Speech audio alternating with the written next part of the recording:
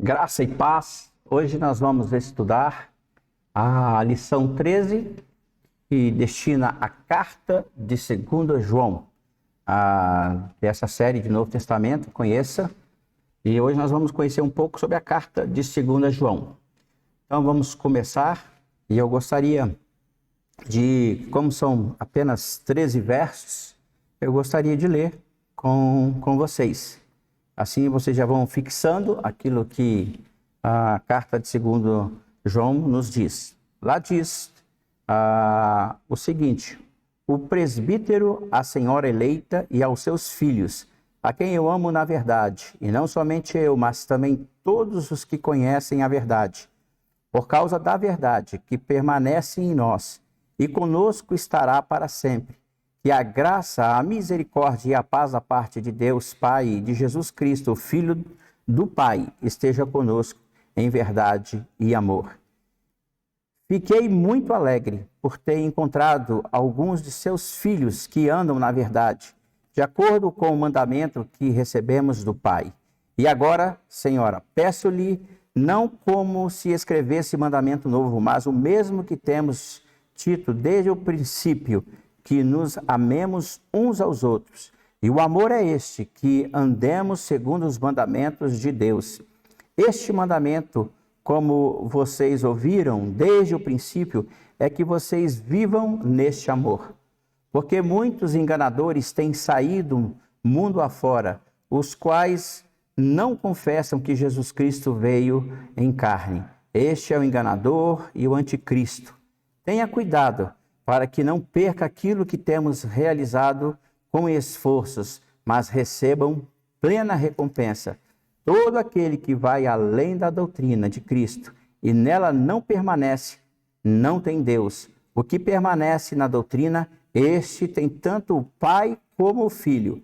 Se alguém for até vocês e não levar esta doutrina, não o recebam em casa e nem lhes deem as boas-vindas, porque aqueles que lhe dão boas-vindas se faz cúmplice das suas obras más. Ainda tinha muitas coisas ali a escrever, mas não quis fazê-lo com papel e tinta, pois espero ir visitá-los e conversaremos pessoalmente para que a nossa alegria seja completa. Os filhos da sua irmã eleita mandam saudações. Amém. Então nós vamos ver as preliminares desta carta. E é interessante perceber que a carta, ela pertence a um grupo de cartas gerais, são 8, e eu vou listar elas aqui para vocês. Hebreus, não tem aqui quem que escreveu, é uma incógnita, vai falar sobre a superioridade de Cristo. Temos Tiago, meu irmão de Jesus, vai falar sobre a fé e as obras. 1 Pedro, o apóstolo, vai falar sobre como vencer em meio ao sofrimento. 2 Pedro, também, crescendo em Cristo até a sua volta. 1 João vai falar sobre a comunhão e a confiança dos filhos de Deus. E hoje, nós vamos ver 2 João, que vai falar sobre os falsos mestres. 3 João vai falar sobre exortações e elogios. E Judas vai falar sobre a apostasia. Então é uma carta geral. Então ela vai abordar questões naquela época, daquele contexto, mas também ela é muito atual para os nossos dias de hoje. Então, se você for ler essas cartas, você vai ter muita facilidade de entender e aplicar aqueles textos no nosso contexto hoje. Ela tem uma exortação, ela também advém dessa exortação com a ideia de forjar nas pessoas um encorajamento e despertar nisso nas pessoas. Lógico que o ensino aqui nesta carta, ela tende a uma emergência e uma necessidade por causa dos falsos profetas, os falsos mestres, os enganadores, os discípulos dos anticristo, que estão enganando com as suas heresias, com as suas ideologias dentro da igreja. Então é uma carta atual que nos reporta para como nós devemos nos comportar diante das adversidades. Então está aí a carta Ela foi escrita entre 85 a 95, as 3 cartas. A 1 João, 2 João e 3 João.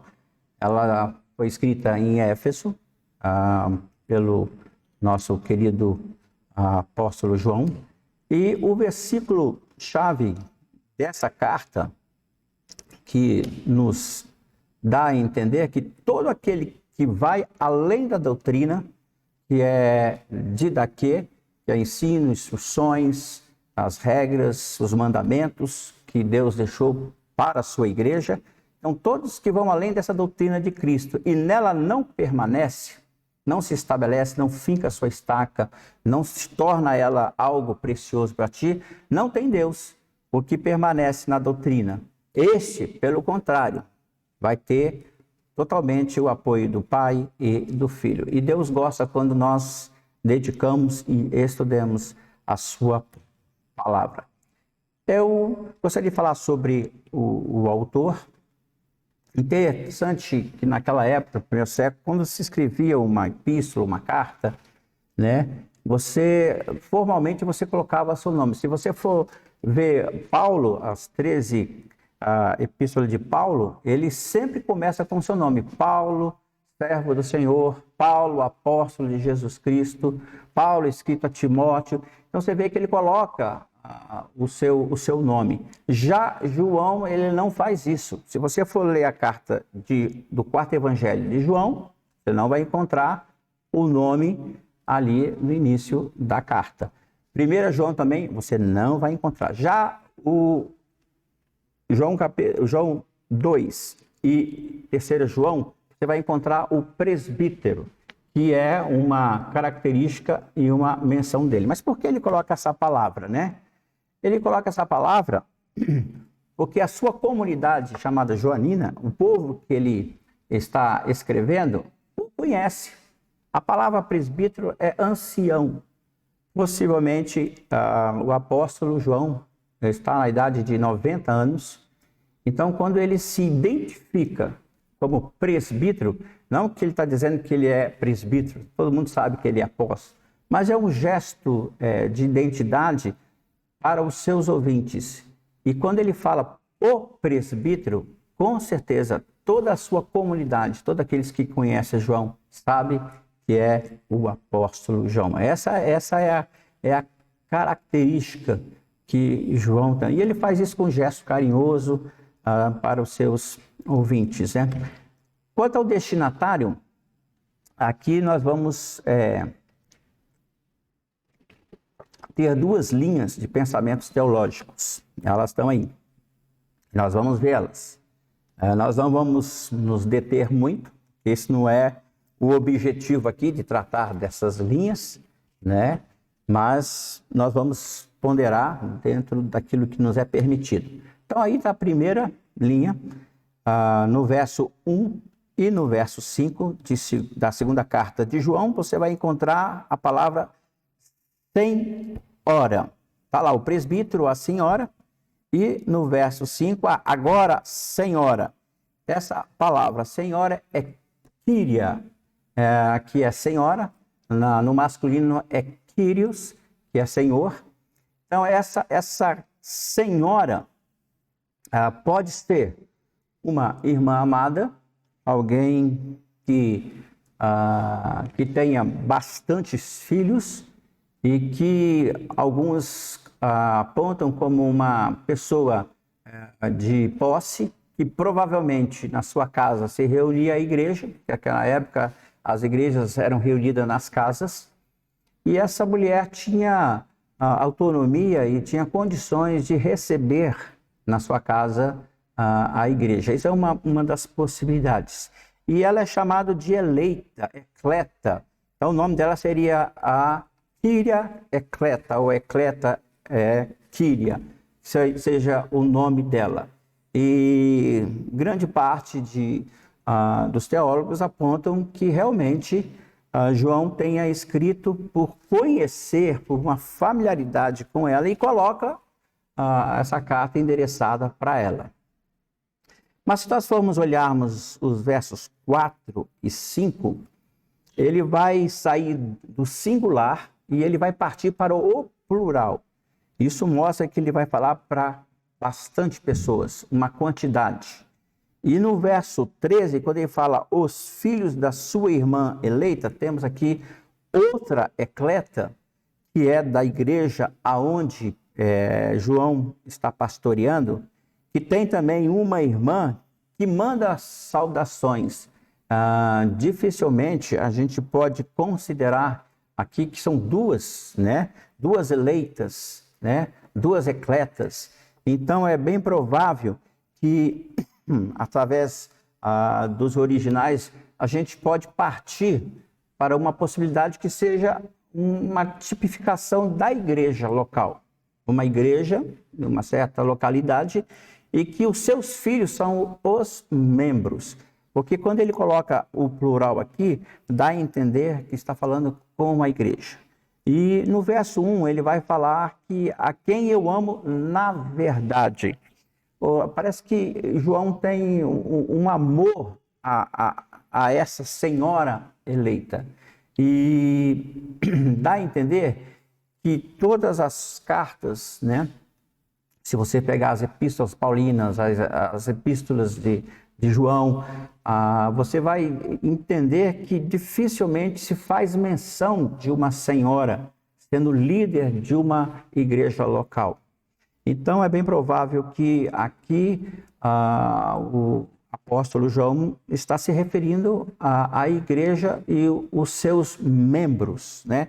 Porque o verso 13 ele vai dizer os filhos da sua irmã, ou seja, a igreja minha e os irmãos desta igreja estão lhe mandando saudações.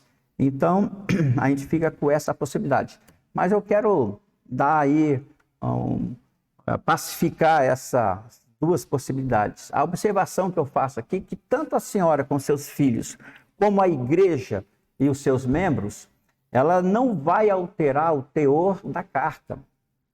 Ela não vai mexer naquilo que João está tratando, que são, o pano de fundo aqui na verdade, as heresias que estão acontecendo nesta igreja.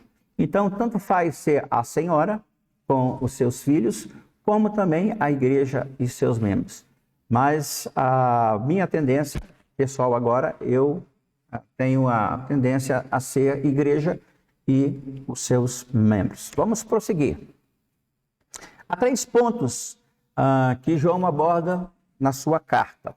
E elas vão nos dando o norteamento e vão nos pontuando aquilo que realmente precisa saber. O verso 4 diz: fiquei muito alegre por ter encontrado algum de seus filhos que andam na verdade.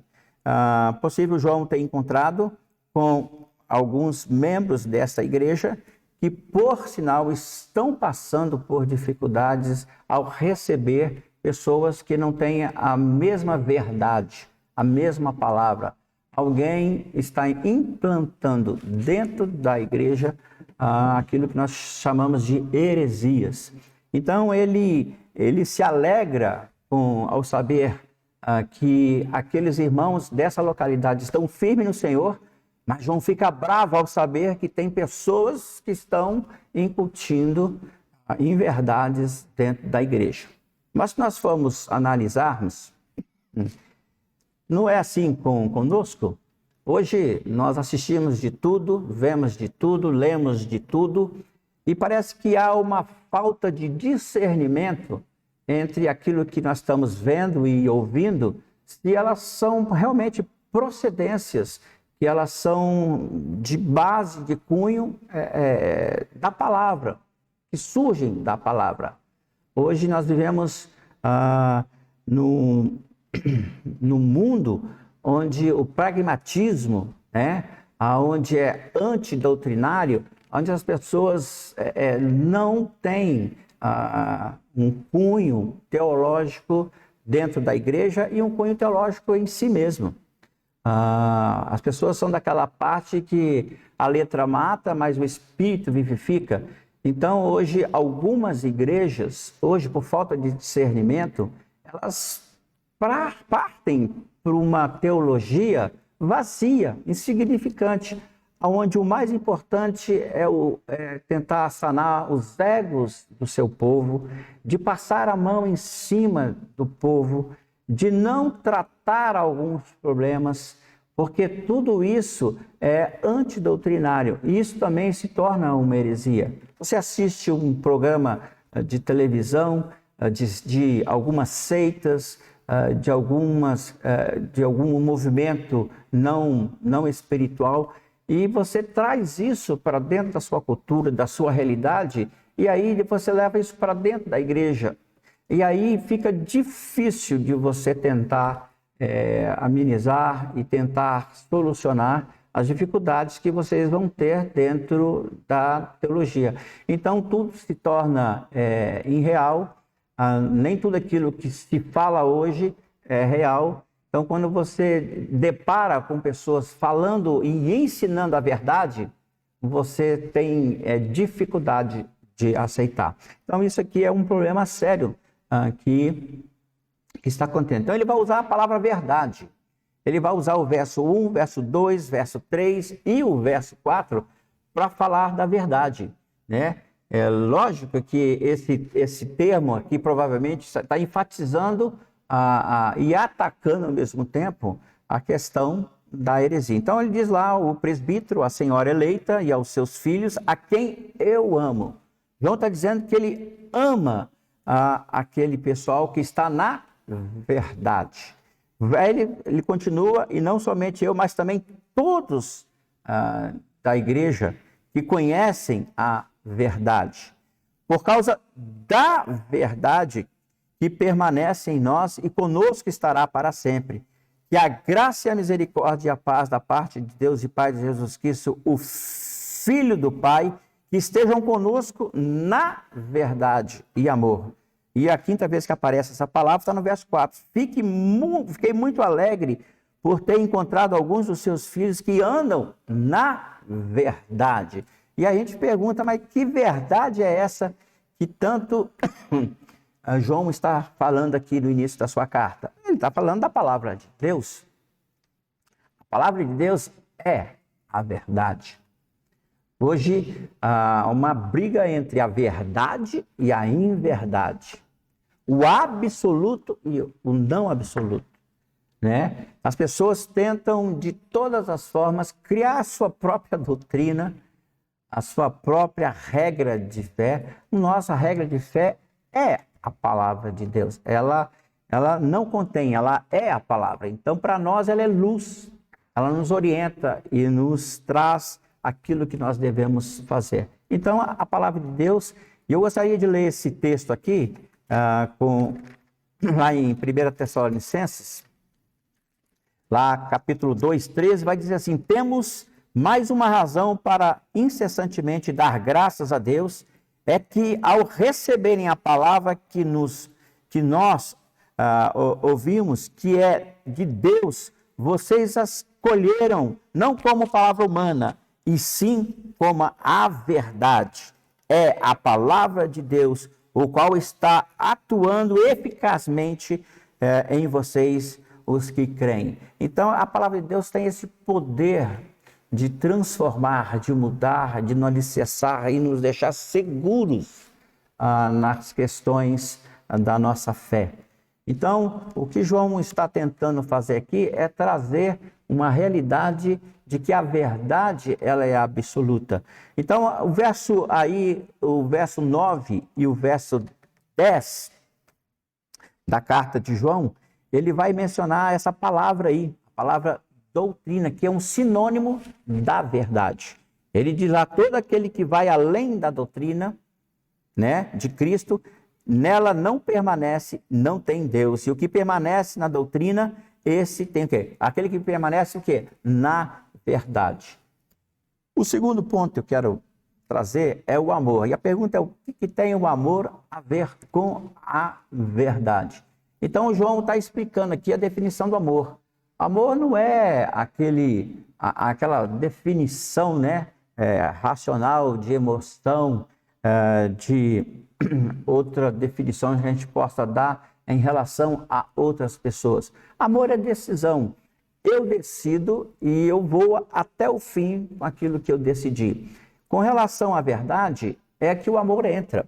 Então eu decido obedecer, seguir e viver a palavra que eu recebi da parte de Deus. Então está esse texto aí, diz que quem tem os meus mandamentos, eles obedecem, este é o que me ama. Então aqui é um sinal, se você ama a Deus, você tem que guardar os mandamentos do Senhor. Agora, aquele que não ama, que vai vir ao contrário, aquele que não ama, né? Aquele que me ama será amado pelo meu Pai e eu também o amarei e o revelarei. Mas se você não o ama, o que acontece? Vai inverter a situação. Você não está amando e seguindo aquilo que Deus determinou. Terceiro, nós vamos entrar aí no que é mais forte de João, que é as heresias. Como nós devemos lidar com as heresias? Como podemos descobrir as heresias? De que forma elas entram e penetram dentro da igreja e contaminam todo o ambiente da igreja? Então nós vamos ver isso aqui. Então João está advertindo aqui no verso 7, porque muitos enganadores têm saído do mundo afora, os quais não confessam que Jesus Cristo veio da carne. Então parece que pessoas adentram dentro da igreja, assim como estava entrando dentro dessa localidade, estava contaminando. Então, como você sabe que aquilo que a pessoa está falando, se o que ela está falando é de Deus? É só você ver a parte cristológica. Se você ouve uma mensagem bíblica, como é que eu sei se essa mensagem bíblica ela é uma mensagem boa? Você dá apenas vazão ao que ele vai falar sobre a cristologia, que é o estudo de Cristo, a ênfase que ele dá de Cristo. Quanto mais se fala de Cristo, mais a mensagem se torna poderosa, se torna bíblica, se torna autêntica. Quando o pregador fala só dele mesmo, e hoje parece que é uma onda, pregadores falarem de si mesmo, das suas vantagens, das coisas que fez, daquilo que ele implantou, que ele conquistou. Então, quando você tira o foco de Cristo e põe você no foco, a mensagem ela não é uma mensagem boa. A mensagem boa é aquela que você fala somente de Deus, do Filho e também do Espírito. Menos de você e mais dele. Assim você vai conseguir identificar se a mensagem ela é boa ou se a mensagem é ruim. Aqui as mensagens são ruins. Pessoas estão ensinando coisas erradas. São os missionários das inverdades que infiltram dentro da igreja para incutir alguma coisa errada. Então, isso não é bom. E eu queria destacar aqui o gnosticismo, né? Que vem do grego gnosis, que é conhecimento, e há uma ideia dualista, né? A matéria é má e o espírito é bom. É muito difícil os dois se unirem. O mal não se adequa ao bem e o bem não se adequa ao mal. Então essa ideia que permeia no primeiro século do gnosticismo traz muitas barreiras e muitas dificuldades para a igreja. A igreja não cresceu numa naturalidade sem dificuldades, sem problemas. Pelo contrário, quando a igreja surge em Atos 2, começam a vir as heresias, ou seja, são pessoas que colocam os seus pensamentos, suas filosofias, seus ideais contra as coisas do Senhor. Então há uma briga. Então o gnosticismo, ele destaca que a matéria é má, a matéria não presta, tudo é ruim, tudo não serve, mas o espírito é bom. Então nesse pensamento, isso dificulta bastante e atrapalha o trabalho da igreja.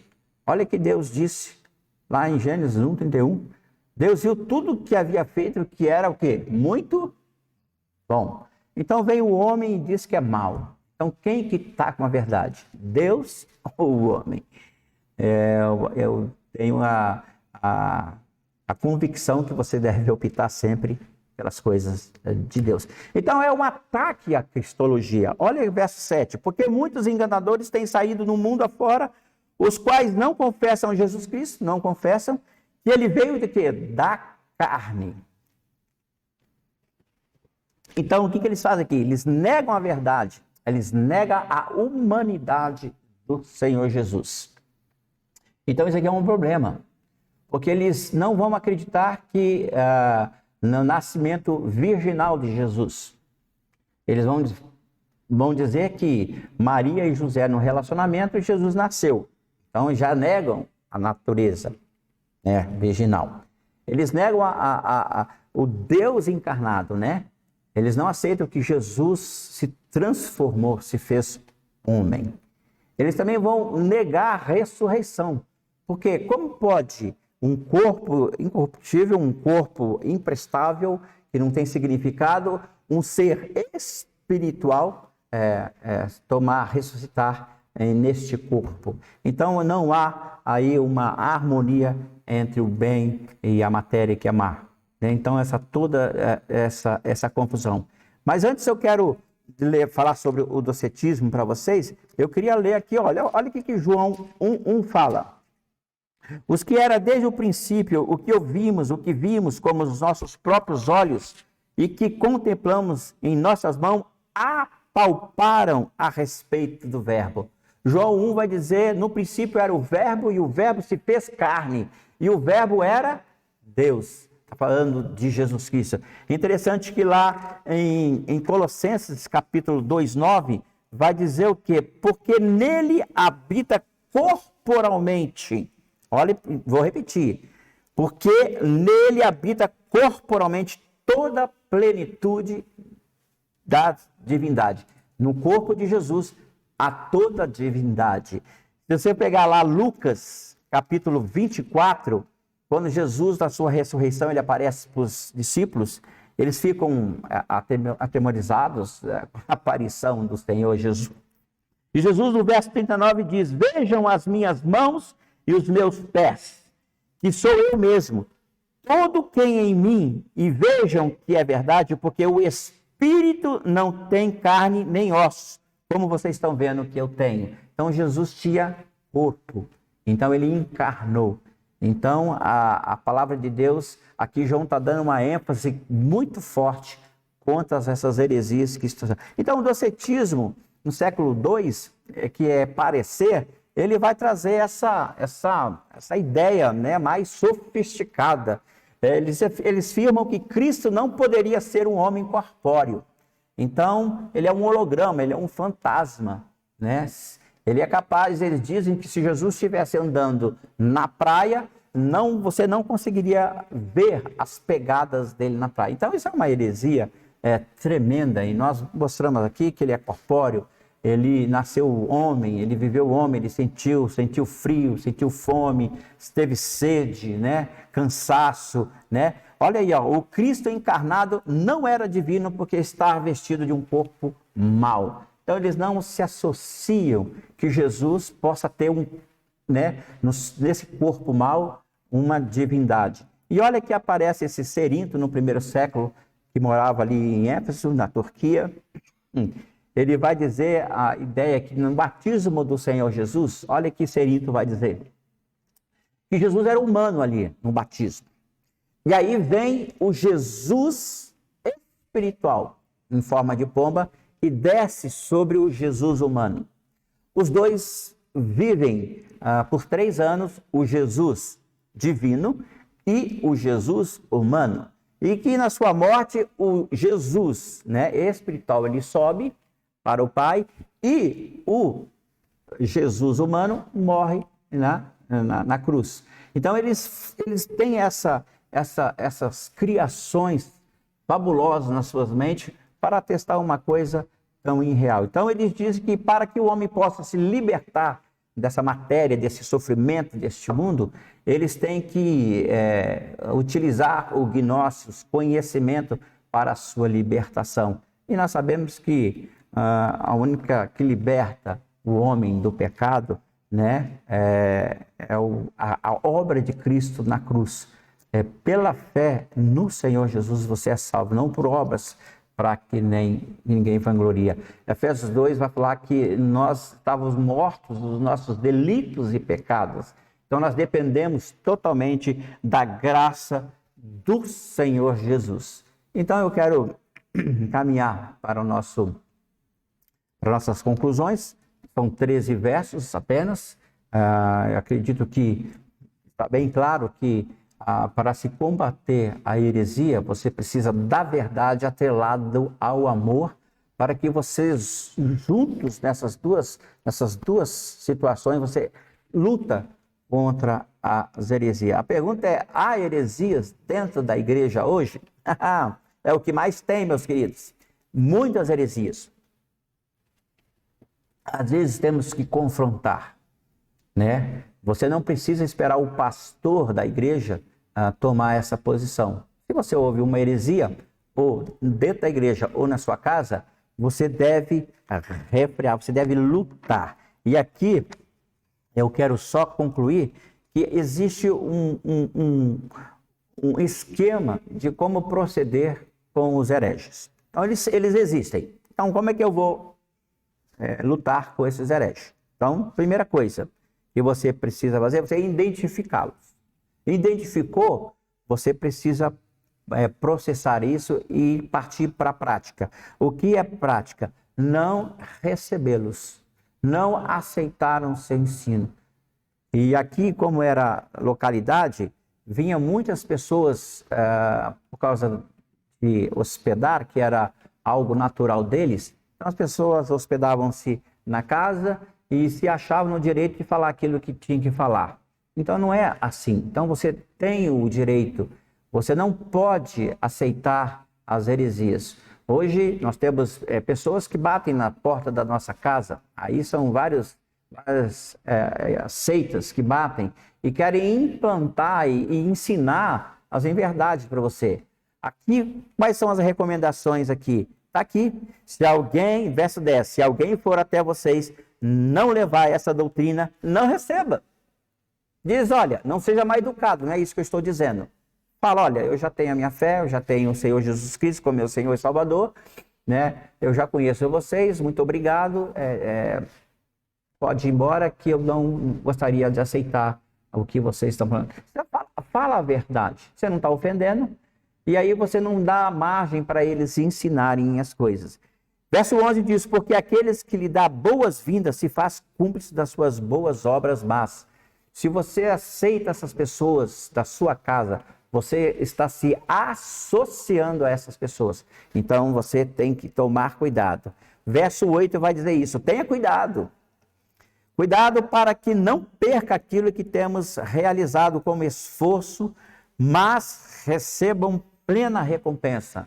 Se você der ouvido às heresias, se você virar as costas e acreditar que realmente Cristo não encarnou, que Cristo não ressuscitou, que Cristo não teve um nascimento virginal, que ele foi concebido pelo Espírito Santo, você se distancia e isso pode ser um sinal que realmente você não se converteu e você não conhece a verdade. Então se apruma, meu querido. Não aceita qualquer coisinha, não assista qualquer coisa. Cuidado quando você liga a sua televisão e fica assistindo esses programas aí que se denominam gospel, né?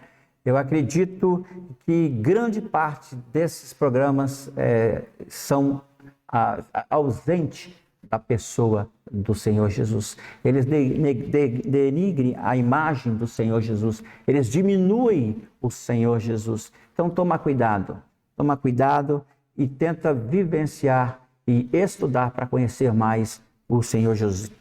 Então, caminhando para a nossa saudação final, verso 12 e verso 13, tá aí ainda tinha muitas coisas a lhe escrever. Mas não quis fazê-lo como um papel de tinta, porque João ele deseja visitar a igreja local para firmar, para solidificar e trazer mais condições para os membros da igreja lutarem e combaterem as heresias. A igreja de Éfeso manda lembranças, está aí, 2 João 1,13. Os filhos da sua irmã eleita mandam saudações. Então a igreja de Éfeso está mandando um abraço, uma saudação. Mantenha-se firme, constante na fé. Então assim também eu quero terminar dizendo que seja firme, mantenha uma constância no Senhor Jesus, porque Deus está contigo. Deus precisa e Ele quer que você conheça-o e desfrute dele, porque Ele é maravilhoso, Ele é eterno, Ele é divino. Então, Ele mandou o seu Filho, Ele nasceu de um nascimento virginal, Ele cresceu, Ele se encarnou num corpo físico e Ele ressuscitou. Esse é o teor da mensagem. Isso seja ontem, hoje e para todo sempre. Jesus ressuscitou e Ele vai buscar a sua igreja e nós seremos arrebatados. Estaremos com Ele e viveremos com Ele. Não perca as suas recompensas por causa dos hereges. Que Deus abençoe. Que Deus derrame toda sorte de bênção na sua vida hoje e para todo sempre. Amém.